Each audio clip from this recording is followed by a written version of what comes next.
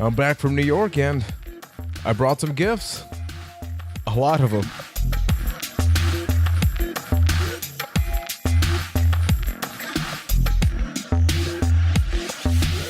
Hey gang, what's going on? Welcome back to the channel and Happy New Year. And with a new year, we got some new games, or in this case, old games that we got during our vacation in New York City, which stay tuned because there will be two videos about this trip, one related to travel and food, and the other one's going to be about the journey that led me to getting these games, plus the other places I visited in the process. And stay tuned because this month we will be announcing the first game for the Epic JC Game Club. So definitely join our Discord channel over at press-pause.net/Discord to join that community. So without further ado, we're going to start with the Wii pile with Super Mario Galaxy. I got this at the Brooklyn video game shop, and surprisingly enough, I had never played Super Mario Galaxy. I don't know why, just something about the Wii.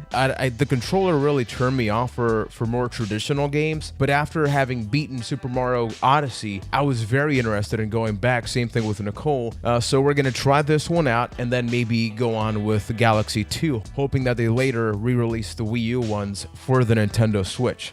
Up next, we have Red Steel. Now, Red Steel, I got it because it was on sale for $3 at GameStop, and I was like, okay, why not? It was actually one of the first Wii games that I played. It also got a sequel, which I'm not sure how that did, but I just had a lot of fun with this because you could actually hold the Wii mode and the nunchuck and try to actually do samurai-type moves. You could hold the gun, and this was around the time where I really wanted to play light gun games, but they weren't really accessible, so I guess this was the next thing that was up. And now I'm gonna lump these three games up together. We have WWE SmackDown vs. Raw 2008, 9, and 10. I don't know why I bought so many Wii games. I swear I did not intend to really do that, but they were so cheap that I ended up getting these to complete my wrestling video game collection.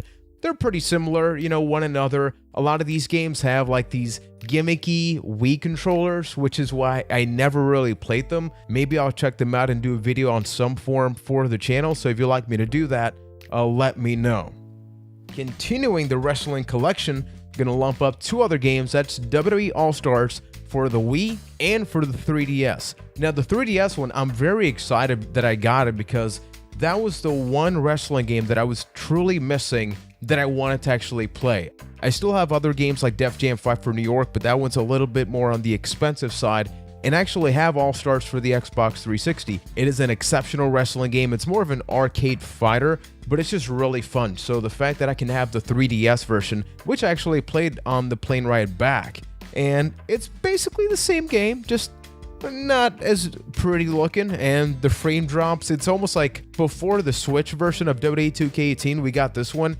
It plays in like a slow down format throughout, but it's not that bad. I'm not sure how the Wii version of WWE All-Stars is. Hopefully it's pretty similar, because if they got this one right, I don't see how they can mess that one up. Then again, anything's possible. And then the last game I got for the Nintendo DS this time is Prince of Persia: The Fallen King. We got this at Brooklyn Video Games once again for only $2. Initially, Nicole and I were actually going to buy this in Puerto Rico. When we went to another shop, it was like $12 or something. You know, we're a fan of flat-scrolling adventure games or platformers. And when we saw this so cheap, it's like, hey, you know, it comes with the case, it comes with everything. It was really an impulse buy, I'll be perfectly honest. Now this one's not necessarily a game, but it is game related. It is Red vs. Blue Season 2. Like, this is really what spawned Machinima as far as I know. I love Red vs. Blue. I used to watch it on my iPod Video, which had like a 30-minute battery life, so it's not like you could watch a lot of it on it. And I got this for $1, and check it out. It's sealed, which is weird because they actually taped it, despite the fact it's still sealed. So somehow by taping it, they feel they're going to make it more secure. I got this, I believe it was at E&J Boutique for, once again, $1. Now I just got to get the first season just to be able to, you know, put them properly in there. Now, while I was visiting all these places in New York, it's cool to like see all these games, get some deals, but what I really like doing are getting things that aren't necessarily normal or traditional to buy. So I got this for $3. This is not the game, but the demo to the RPG known as Legend of Legaia. I actually do own this RPG and I love it. It's got like a fighting system where you really like have to like pick and choose so you get all these cool combos. There's actually a sequel called Legaia 2 Dual Saga for the PlayStation 2. And just look at the inside. It's awesome to see how they promoted this. You have DualShock analog controller compatibility, full-size polygonal characters and enemies. When you look inside, there's still even more content. The real battle begins March 16th, 1999. Takes you back, doesn't it? And for $3, why not? Plus, something else I love about demos is that sometimes things change and you actually get to see that. So I'm looking forward to playing this and then comparing the similar level or portion of the demo to the full version of the game. Now, staying with the PS1, we're not done with wrestling games. This is WWF In Your House. This came out before WWF WrestleMania, the arcade game, and I never ever even played this or bought it. I didn't have it. I remembered, I think it was like a GamePro magazine. At the end, they would show you the upcoming games. And I had this one magazine, which for whatever reason, I would always mark down, I'm gonna buy this game. I think at this point, it was Greatest Hits and it was like $19.99 or something like that. And I never got around to it. And it's just really cool that not only can I add this to my wrestling game collection, it's not, the Greatest Hits label, it's a black label. And Juan, it finally happened, buddy. I don't have that GamePro magazine to finish crossing it off, but I got this game. Let's move on to PlayStation 2. And I'll admit, every now and then, I like to buy some bad games, especially if they're super cheap. I did not get this for $4.99. It was actually a lot cheaper. This is Bad Boys Miami Takedown. I mean, just look at the screenshot. I think this tells you everything you need to know. I looked up the reviews for this game. Unsurprisingly enough, they were pretty bad. So, can't wait to play it. Not much else to say about it. Up next, we have The Lord of the Rings, The Fellowship of the Ring. I actually got the Two Towers and The Return of the King from eStarland.com. I got those used. So with this, I actually have the entire trilogy as well as The Lord of the Rings, The Third Age, which I believe is like an RPG. Actually, I have a pickups video about that, which I will link at the end of this video, and it's going to be up on the description. But I love the Lord of the Ring movies. I have the extended trilogy on Blu-ray. Haven't watched it in a very long while. I should check it out. Do you like the Lord of the Ring movies? Let me know. Moving on to the PlayStation 3, the PS Triple, we got Tales of Symphonia Chronicles, which is an action JRPG, I guess you could maybe say. It actually contains two games. It contains Tales of Symphonia and Tales of Symphonia Dawn of the New World. The reason that we actually got this is because a friend of Epic JC and a friend of Press Pause, Wizard of Gore, he actually makes a cameo appearance on the Chicago arcade video. He recommended we play Tales of game on the Xbox 360, which we got for like $3 and some change. And then when we went to Brooklyn Video Games, we saw they had this, which has two games, and you can play this with up to 4 players. So Nicole and I can play 3 different games with a rich, engaging story, hours of enjoyment, and we can do it together. So excited to play this. We're moving on to the PlayStation 4. First up, we have Final Fantasy XII, The Zodiac Age. I actually own the collector's edition of Final Fantasy XII, and I don't know why I didn't finish that game. Maybe it's just because I have a habit of not completing games, but I actually really liked that. I didn't like Vaughn. I thought the main character was a little lackluster, but the fact that, they graphically enhanced this game, which arguably is one of the best looking PlayStation 2 games, and they added this fast forward feature. So, as you play, you can just fast forward and, plow through the battles. Basically, the parts of the game that you don't like, you can kind of just immediately get past them, or pretty quickly enough. So this was on sale for $20 at Best Buy. I'm a Gamers Club Rewards member, so I got 20% off. Plus, I had a $5 certificate, so I got this for like $12 to $14, something like that.